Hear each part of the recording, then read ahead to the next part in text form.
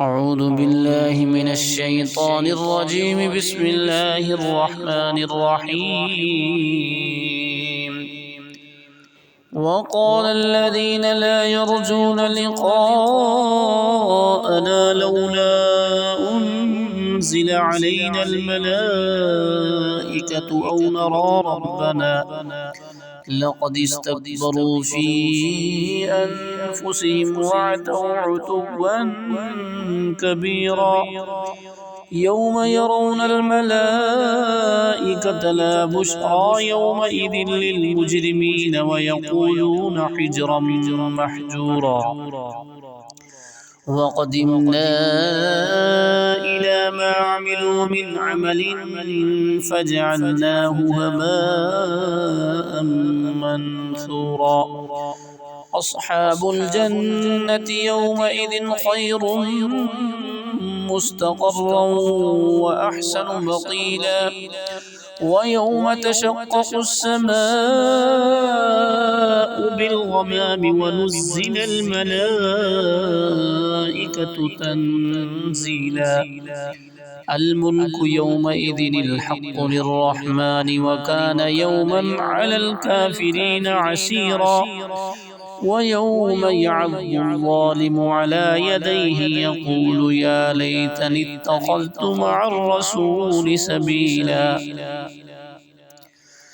يا ويلتى ليتني لم أتخذ فلانا خليلا. لقد أضلني عن الذكر بعد إذ جاءني وكان الشيطان للإنسان خذولا. وقال الرسول يا رب إن قوم اتخذوا هذا القرآن مهجورا. وكذلك جعلنا لكل نبي عدوا من المجرمين وكفى بربك هاديا ونصيرا. وقال الذين كفروا لولا نزل عليه القرآن جملة واحدة كذلك لنثبت به فؤادك ورتلناه ترتيلا. ولا يأتونك بمثل إلا جئناك بالحق وأحسن تفسيرا. الذين يحشرون على وجوههم إلى جهنم أولئك شر مكانا وأضل سبيلا. ولقد آتينا موسى الكتاب وجعلنا معه أخاه هارون وزيرا.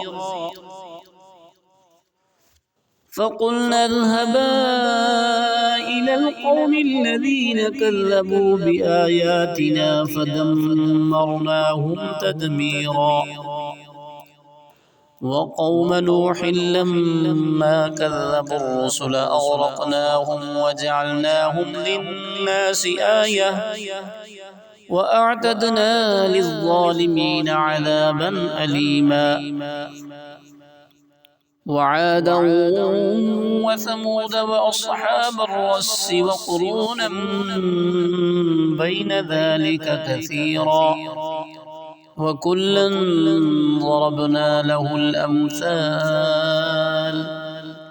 وكلا تبرنا تتبيرا.